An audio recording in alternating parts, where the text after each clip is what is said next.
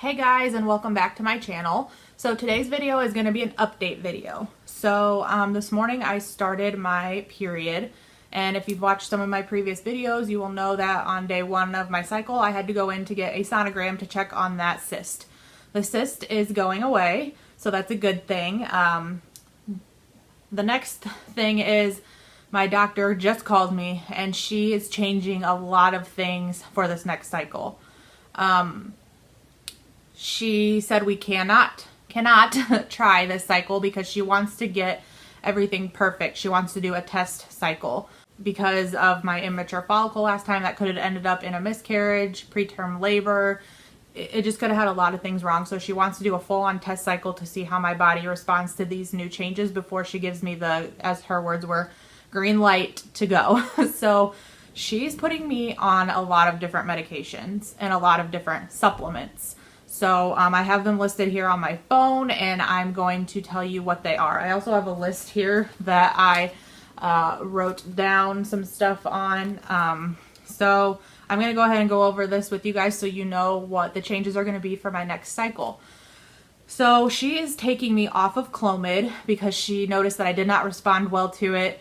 And she also noticed the past 3 cycles when I was not with her, I did not respond well to it because I sent her over my medical charts. And she said I did not respond every time, which is quite funny because my other doctor said I did. Ugh, frustrates me. But anyway, she's switching me to Letrozole, and I'm going to be doing 5 milligrams of that. She's not starting me on the 2.5 like normal. She's bumping me right on up to 5 because she told me we're going to hit this cycle hard because she knows how much my husband and I would love a family. So she's like, I'm not going to wait around and try this, try that. We're going to hit it hard, which is why I'm on so much new medication. So there's the one. I'm doing 5 milligrams of Letrozole, cycle days 3 through 7, so 5 days this time.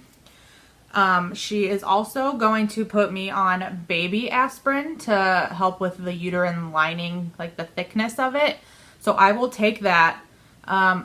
I'm going to rewind a bit. So my new doctor does this thing called the Creighton model. And if any of you have heard that, I mean, I can do a whole separate video on it if you would like. But the Creighton model essentially is a family planning method. You can use it to achieve or avoid pregnancy. In my case, we're doing both because she doesn't want me to get pregnant quite yet because we want to get this routine down. So this cycle I'm using it to avoid. So pretty much what it is this is going to be TMI. So exit out now if you don't like hearing about mucus. But you track your cervical mucus each month. If you're going through infertility, you probably do that anyway, but I actually just chart it.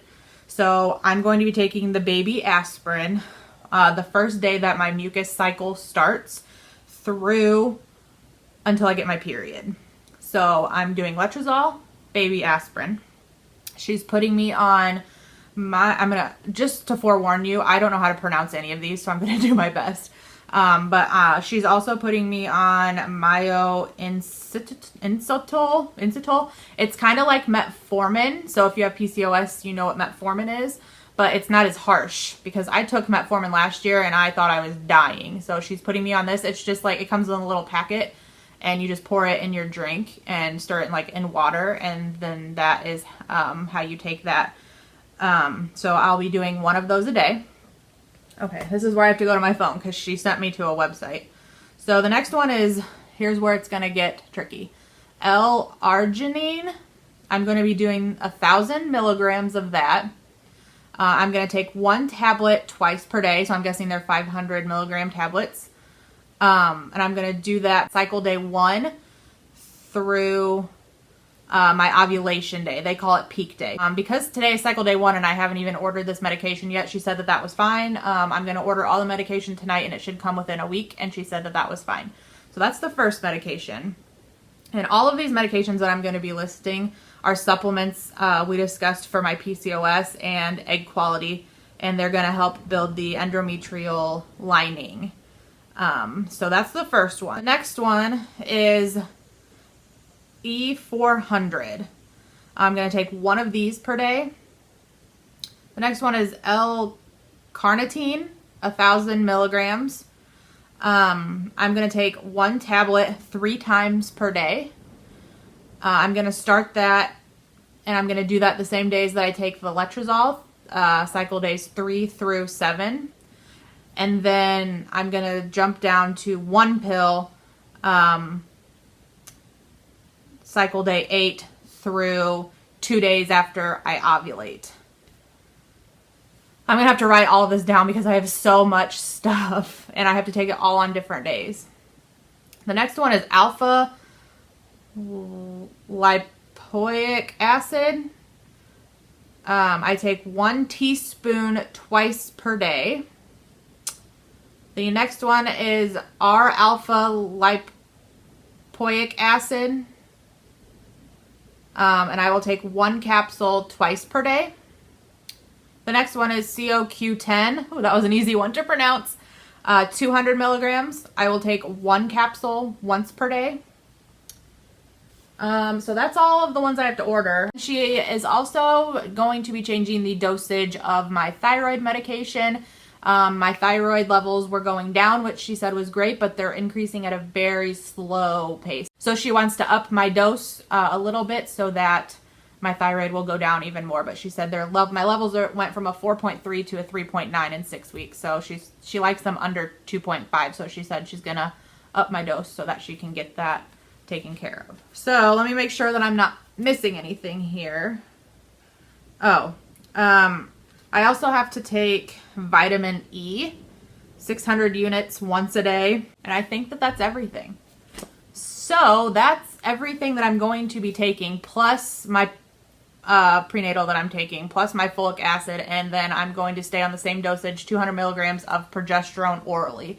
I did talk to her about changing it to vaginally to avoid the side effects, but she checks my levels of progesterone on 7-DPO, and she said to get her best reading that she likes for this Creighton model, she wants me to take it orally again instead of vaginally.